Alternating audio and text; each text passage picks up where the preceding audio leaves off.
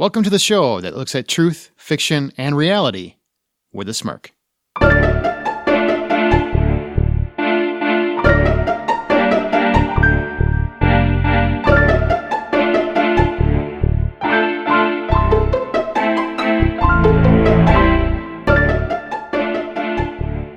I'm Aaron Peterson. I'm Amanda Sink. And I'm Zach Parkerson. And welcome to Smirk. Each week, one of our hosts introduces an original story, which we then use as a springboard for a spirited discussion on whatever the moral or theme of their story was.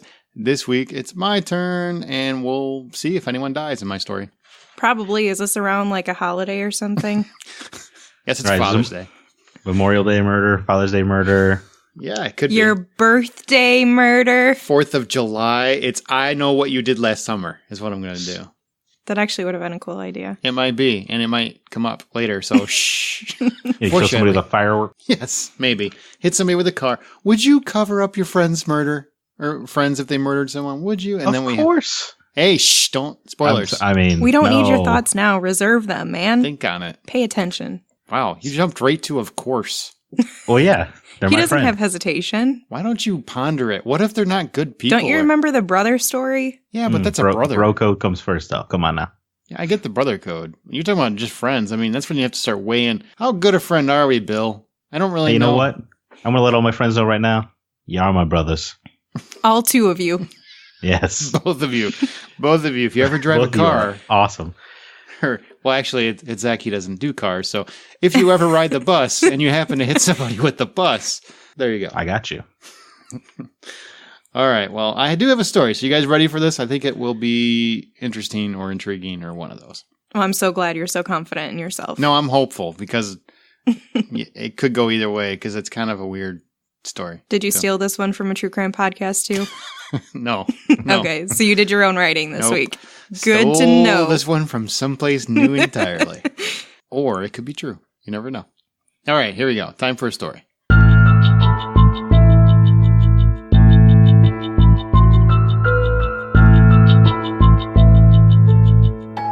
Jake had thought about this moment for years, and finally, it had arrived.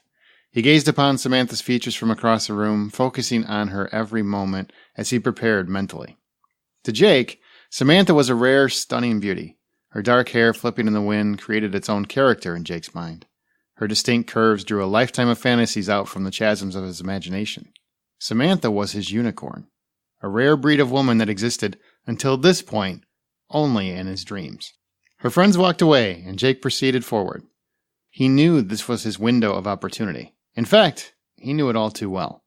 As he approached Samantha, she smiled. To a stranger, this seemed nothing more than politeness, but to Jake, this was an invitation. "Hey, how are you?" he asked as he finally reached Samantha. "Good, and you?" she replied with her trademark courtesy. "It's been a decent day so far, but you know what would make it amazing?" he asked, and he prepared for the follow-up. "No, but I assume you want to tell me," she replied. "Well," Jake began, "if you would honor me with just one dance, that would make this day truly amazing." Jake was both excited and nervous. He believed in his heart that this was the line that would finally get him close to his beloved Samantha. "Aw, thank you. That's so sweet to say. But I'm here with some friends, so I'm going to have to pass." "Thank you for asking, though." Samantha's words seemed kind, yet they cut Jake like a knife, his soul pouring out onto the floor. "Okay, maybe next time."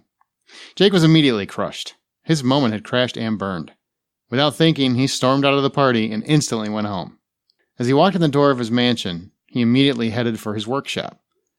As it was every night for the past 4 weeks, everything was set up and pristine. He walked over to the control panel and punched in the necessary coordinates, as well as the specific date and time. This very night, exactly 6 hours earlier, again, for the 29th time, Jake laid down in his cot, intending to get some much-needed rest, because tomorrow, he's going back, and this time, he will find another way to finally make Samantha love him. Is that the end of the story? Mm-hmm. Time machine? Zach caught it. What? Kind of a creepy use of a time machine, though. It was a time machine. I missed it. He's reliving the same day, so he could try to get that dance. Oh, I thought he was just going to keep trying. Yes, with the time machine. I mean, wouldn't she notice the same guy asking her every night for a dance? I know you from somewhere. Where is that? And why is she going to the same place every single night? Maybe that's like her like typical thing. I don't know. I must have just missed it. You weren't listening to my story. I was listening. It feels like that's why I was so surprised because I was like, "Is this turning into like a harassment suit or something?" And yeah, definitely. I definitely thought it was going to take a darker turn than it did. And it just ended abruptly. There's nobody dead. Maybe she's gonna die. Oh, wow, no. Who knows? No. You don't know. I do know. I wrote the story. I absolutely. Everyone involved, no. You don't know what level of frustration he's going to reach 30 attempts later. Thank you. See, this is how people end up on true crime podcasts. This is probably true. So yes, you're right. Every true crime podcast began with a time machine. Exactly, correct. Spoiler alert, this story is true. Hey. Don't give it away. It's possible. I'm just kidding. Oh, give me the code. Haven't you seen Back to the Future? Yes, I have. And apparently Jake has too. Yeah, it was a documentary. Everybody but Amanda has seen Back to the Future because she's over here going, what does that mean? That's weird. I really think I just like spaced out when you said the last part because I was so creeped out by the fact that he was like, I'm going to make her mine. I'm going to make her love me. And I was like, that's a weird thing to think to yourself. You don't think people think that? I don't want to think about people thinking that. You should probably think more about people thinking that. I don't because it weirds me out. Kidding me? I'm flattered. Yeah, go ahead, stalk me. That's how Zach sees it. Any attention's good attention, right, Zach? Couldn't agree more, Aaron. All right, so what do you think the moral of that story? We do not condone stalking. What do you think the moral of that story is? Stalking is good? No, no. Oh, A+. No. Amanda, what do you think it is? Well, obviously that this guy's a creep, but that's a weird moral. I think that's a weird moral. Persistence is key. I don't know. Persistence is the key. I like that. I used to say that in middle school all the time about trying to get girlfriends. I bet you did. How many did you get? Work like a charm, Amanda. Did you neg them? Of course you did. It's the best strategy out there. So funny. We almost killed you. I know. So, Zach, what do you think the moral is? You have no fate but what you make. Why do you always come up with such cool stuff to say? I watch Terminator a lot. That's where you get your lines from? I'm pretty sure that line is from Terminator Salvation. Whoa. It's very specific. That's why we didn't know, because you're the only person that remembers that movie. Even Christian Bale's like, what? All right. Well, the actual moral is sometimes you have to let things go. Yeah. Sorry, Jake. You got to let her go. Like Jack, or like Rose let go of Jack on Titanic. Oh, you don't have to do that. No, that's murder.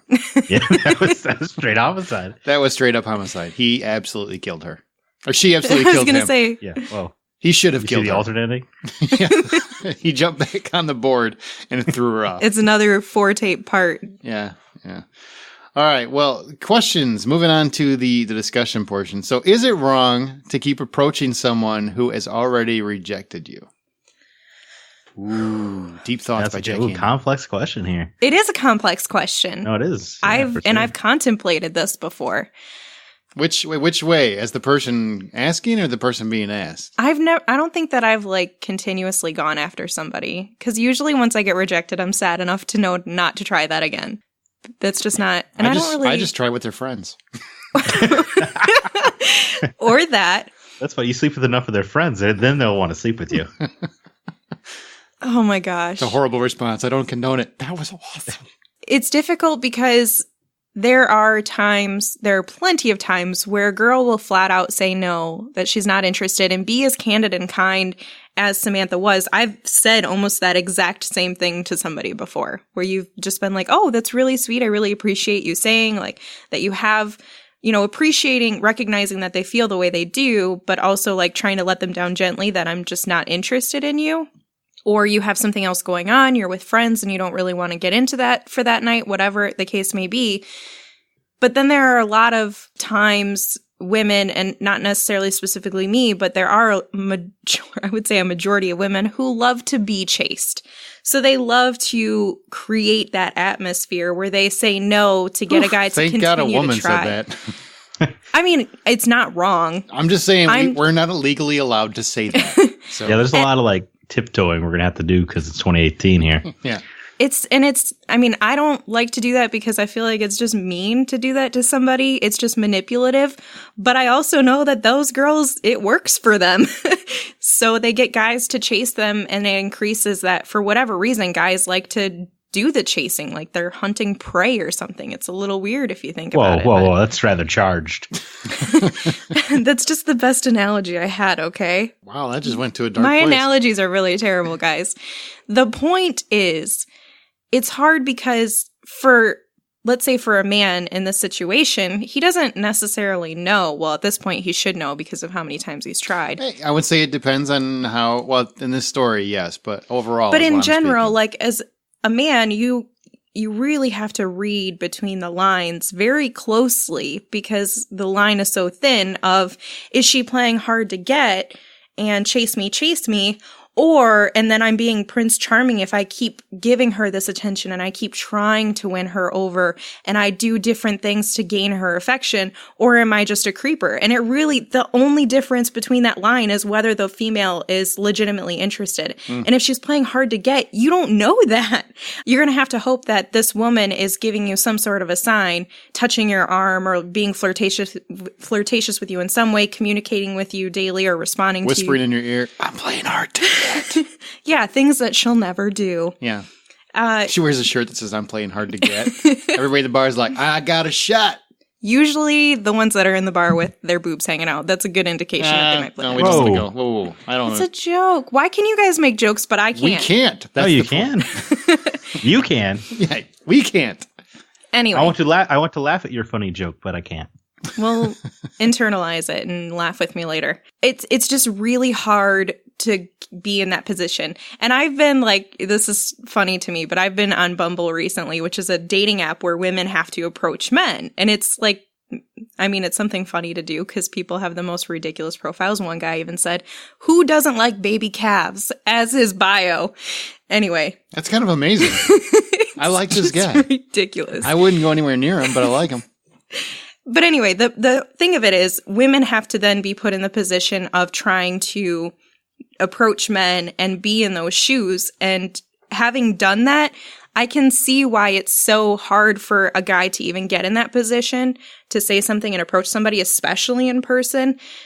For them to have the gall to continue to do it, I don't know. I kind of want to give them praise just for continuing to try. But it's hard for them to decipher, like, is she into me or not? Zach, what about you? What do you think? Yeah, I mean, conventional wisdom says if a woman says no, no means no, right? Mm-hmm. But then you meet so many of your like friends who get married, you're like, well, you know, he asked me out every Friday to a dinner 36 weeks in a row, and finally I said yes, and I fell in love. You know, so it's like, it is a complex question. I guess you just got to weigh how important that girl is. Yeah, I mean, is she leaving the window open, like the window of opportunity open a little bit with, I can't this weekend, I'm with my girlfriends. You know, a flat out no to me says, okay, 100% not interested. I would, but I can't this weekend. That says there's an opportunity, that there's an option. Mm-hmm. She's interested. I can't this weekend, maybe some other time. That leaves the window open. There's a lot of, you just have to listen. Listen. And if she just, all she says is no, that should be your indication. That's a no. I don't know. Yeah. See, and then I'm like, oh, how you doing? Then he's appealed, like more attracted to her. But I think part of the problem is women are teaching men that you need to read between the lines to understand what I'm thinking and what I'm feeling. So men then start to think about that. I think in some cases, like, maybe she is into me, she just doesn't want to tell me right now. So then they might take something as sweet as what Samantha said, where she's like, oh, I'm with my friends, thank you for offering, you're so kind, that's so sweet. And they're like, well, she thinks I'm sweet, so maybe she likes me. And so maybe she'll put out. That too, I guess. Wow, that went to a dark place. What? I'm sure that's what he's thinking. Look, I'm sorry, it leads one way. I guess. Maybe they're just going to dance forever. And dance every night. But I mean, women are not subjecting themselves to this, but they're also perpetuating that atmosphere at times. Some women are, by creating that false illusion that they might be interested as long as this guy just continues to chase you. Women will play these games Not saying that men won't either, but the topic is about women. They'll play these games to try to get someone more interested. It's not about women. It's just about someone. You just leaped on this crusade. No, I'm just saying, like, in the scenario, it's about the woman on this side of the fence. Like, the scenario where it's the female. Females do create that. So it can be hard for a guy to decipher.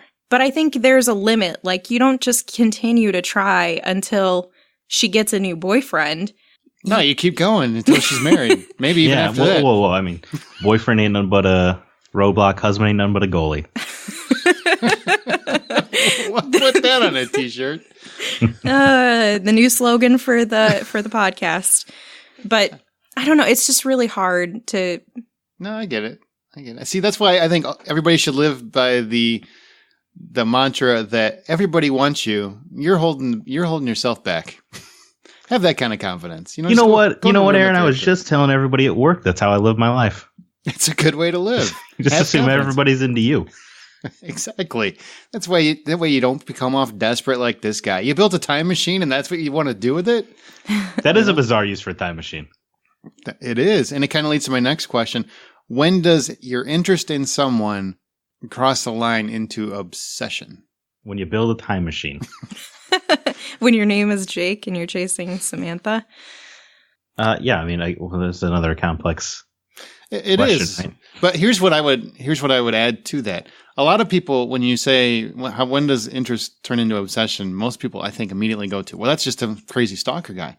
I think most people I know have been obsessed over someone at some point to different levels, but they have acted on it as an obsession to some point. Whether they did something wrong or not, I'm not saying that, but they internalized it. It was an obsession. They were constantly fixated on what they were doing, or Facebook stalking them, or checking their Instagram every minute, or checking their Twitter, following them everywhere they are on Twitter at all times. I mean, they were doing something that would be deemed obsession.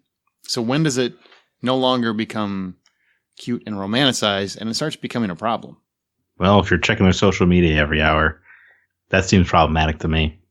I think when you feel the need to have that control over someone, you've already crossed the line. Whether you're acting on it or thinking about it, you're already crossing the line into obsession. If you can't control yourself and maintain yourself enough to not do these things that you're talking about on a regular basis where it actually is consuming you, you're far past the point of leaping into obsession. You're in the ocean. You're swimming in there. You're drowning. It's very, I mean, it's a sad thing. And I'm not speaking, I legitimately am not speaking about to just the people that get really obsessed. I mean, the people that are following people and everything that's stalkerish. I'm not even talking about that. That's a psychotic break as far as I'm concerned. I'm actually meaning when you get obsessed, that's very unhealthy. When you're constantly doing those things where you have to know where they are. You know, people do that when they go through divorces and stuff. Usually it's the person that gets left. They're constantly driving by that person's house. They're seeing when friends say they've seen them somewhere. They happen to go to that bar. They just happen to be there. Oh, I just happened to. Oh, well, look at you, Shirley. I didn't know you'd be here. That's so weird. Oh, you're looking so good. Yeah. You know, I've been hitting the gym lately. They just like open the door with a flex. Right. Yeah, I mean, there's a fine line where it just becomes uncomfortable. Zach, do you know where that line is? Are you asking me if I've ever been obsessed? No, not you. Well, yeah. I'm not copping anything on this show. Thank you very much. Good call. Don't know what the statute of limitations are. You might. Hey, maybe I'm still stalking them to this day. You don't know. Whoa. I'm sorry if my wife's listening. No. Maybe she's the one you're stalking. Hey, that's sweet. Is it? Yeah, that's what? Is it? That's right, because she's my property. Is that what you mean? No. Jeez, Aaron. What an old-fashioned way of thinking. Man. No, it is like, yeah, there are times you should be able to be aware. If you can't hang out with a friend without mentioning the person you're into every single time, or if you're watching a TV show, you're like, oh, that's so Samantha, even though you have been rejected by her 4 times, that's probably not healthy either. People get obsessed and fixated in the relationship, even when there is like a mutual attraction and agreement and like a contract to enter into this contract of a relationship. There's a contract? Sign it with blood, Aaron. Oh. Yeah, in the rest of your life. Well, I feel like that turns into like more of a controlling thing, right? Mm-hmm. But obsession kind of is a control. It's the need for you to control in your mind. I think to me, obsession is when you have no control.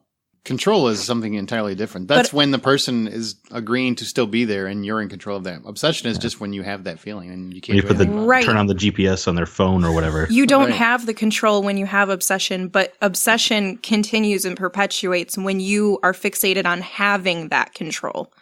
Regardless of whether you attain that control or not, obsession is like revolving around trying to get that control, trying to feel control over your life in some semblance. That's how OCD works. I don't agree with that. I think obsession can easily be, you don't want to control that person or the situation. You're just fixated on them. It's not like you're trying to do anything. You're just constantly obsessed with everything. But that's still a control. Like it's still a control issue because you're not able to even control yourself. You're so fixated on worrying about the future that you have created like obsessive compulsive thoughts. Regardless of if you act on them, you're still having an obsession, which is focused around a loss of control. And I mean, like if you just relate it to OCD, that's how I see it. All right. I see it different. Teach their own. That's a very explosive argument on this week's episode of Smirk.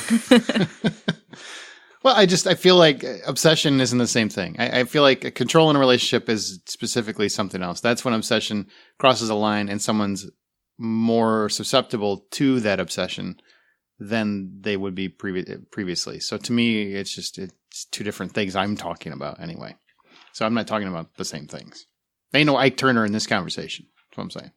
That might be a little bit of a data reference. Hey, everybody knows who Ike Turner is. If they're 50. I'm sure we've got a few 50-year-olds in the audience somewhere. Yeah, you. Bring out your AARP card. Oh, I'm not 50. Actually, I think you have to be in your 60s for that, don't you? I don't know, because I'm not 50. That's why I was asking you, because I'm sure you do have one. Have you gotten your membership in the mail yet? Wow. All right. So here's the final little question for my story. If you had a time machine, would you go back to a moment where you failed in a relationship to change how you handled it? Or do you believe you should live with the consequences already? You need to live with your consequences. Memories make you who you are, because there's no such thing as a soul. All you have is your memory. That's what constructs you. So you need all of those things. Keep trying to fix what's broken, and you'll go insane. So when you have a time machine, correct me if I'm wrong, you're still retaining those memories when you go back to your original place. Right. But okay, so if you're going back, then you are a psychopath. So just one time. You're only doing it one time. That's fine. Right? One time. I would absolutely take the lessons I've learned as long as I can continue to remember those lessons and go back and fix the things that I've done. I would not try to fix the relationship, but I would fix the way I've handled things, because I may or may not have a temper problem. So I'm sure I've gotten really angry, and I know I've said some nasty things when I've been furious with somebody for cheating on me and everything like that. So I think you should be. But I would like to not have that on my conscience. I would like to be able to say that I've handled things the way that I need to, and I didn't stoop to their level, because that's what bothers me about it is people have treated me like crap, and in response, they've just continued to push and push and push and degrade on me until it got to a point where it was I resulted in responding negatively. And I don't like that, because I don't. Yeah, okay. I would go back and this is what I said in the beginning, I would go back and I would fix those things the way I handled them. I wouldn't fix trying to mend the relationship, though, as long as I could maintain those lessons that I learned from what I did the first time around. Yeah, I mean, do you have to kill your past self when you go back to try to change your things?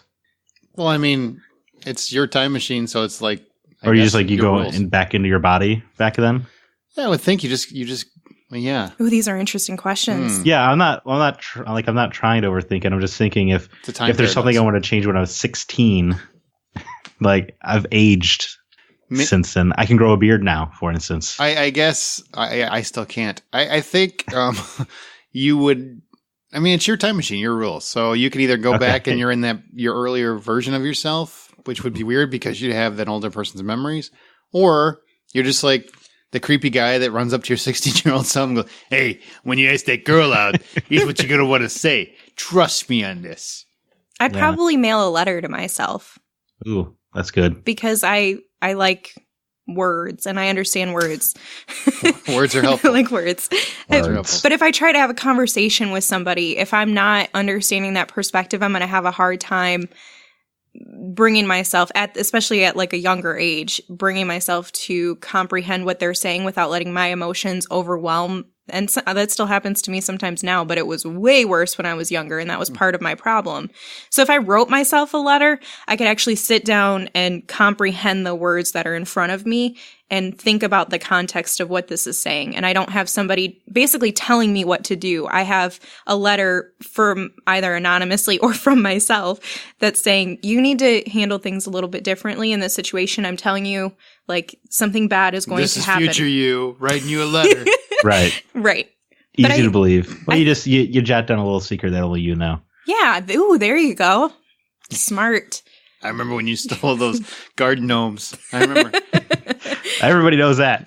Yeah, now everybody does. Thanks, Aaron. I've actually contemplated this quite a bit. No matter how the information got passed, I would not go back to change anything. Simply for the fact that if you think about it universally, if you go back and change one single event, it's the butterfly effect.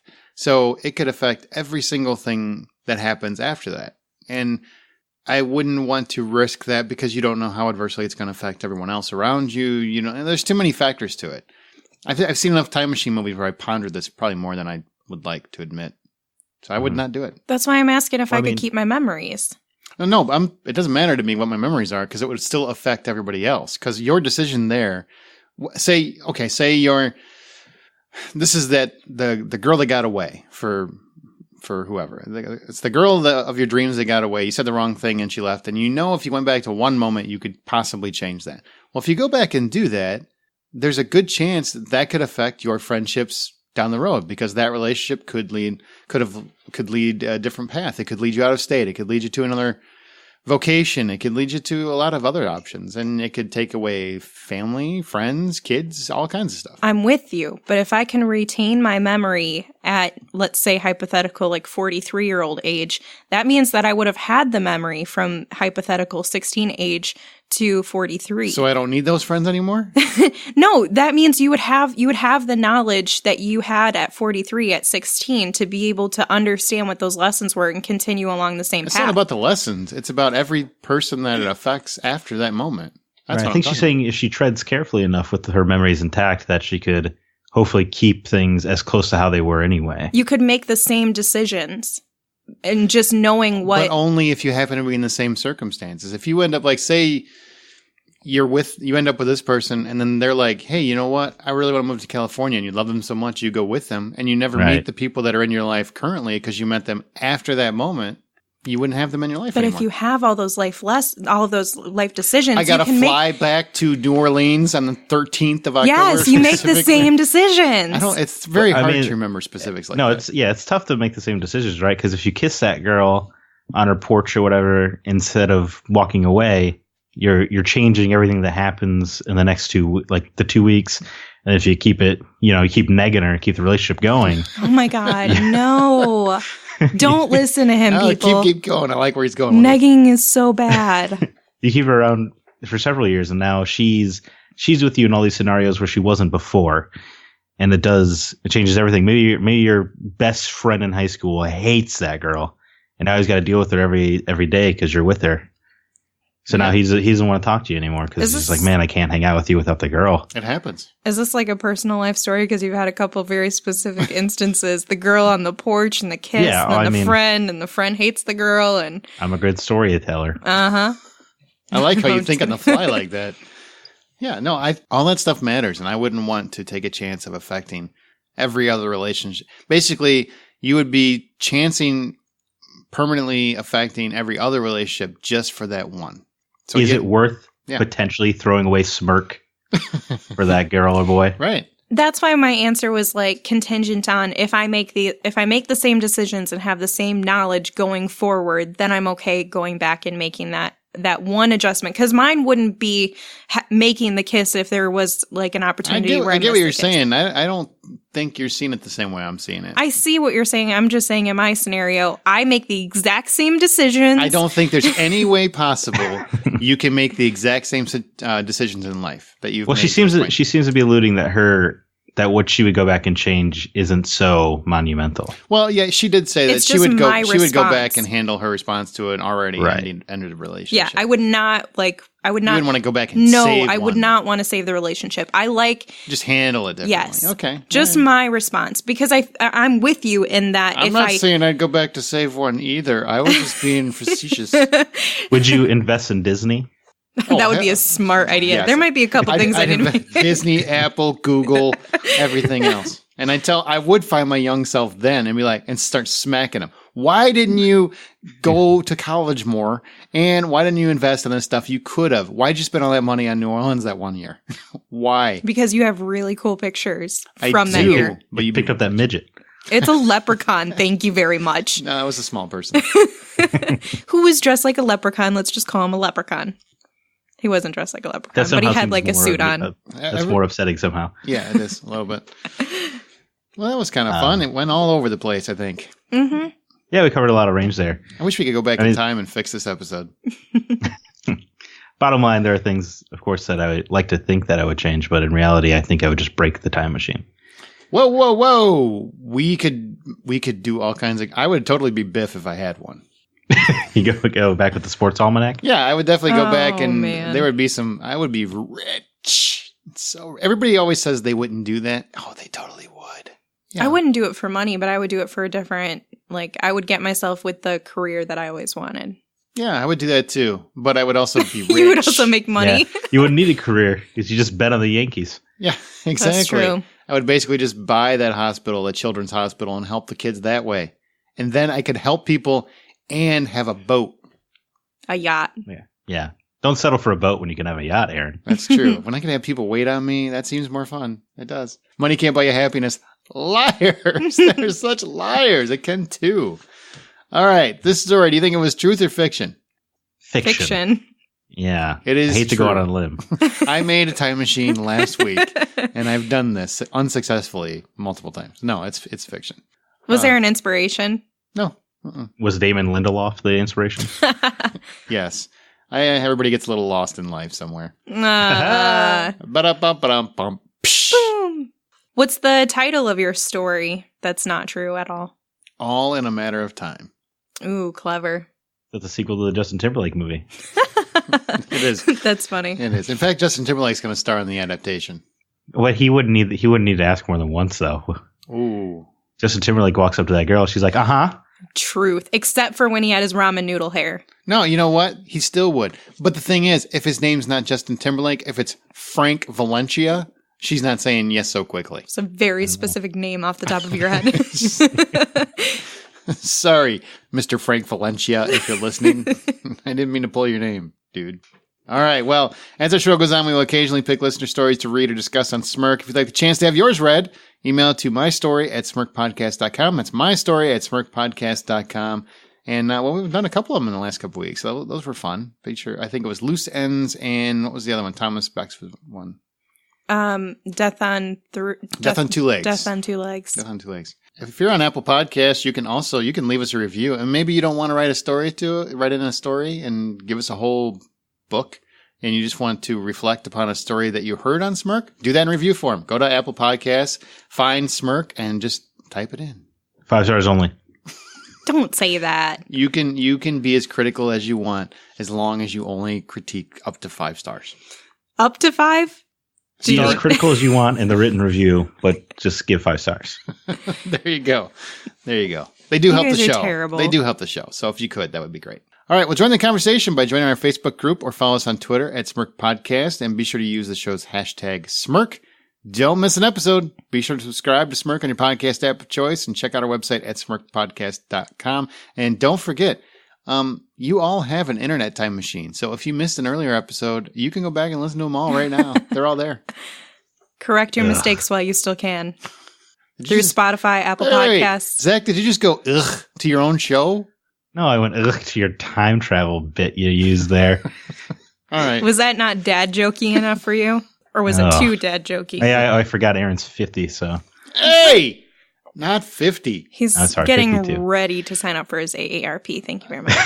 The membership is still sitting in the mail. How many times are you going to use that? He used the mail because he's so old that he didn't know he could do it online. Oh, that was good. You know what? You guys suck. And as you write your own life stories, try to hurry up and do it because you're going to die soon. Always remember to tell it with a smirk.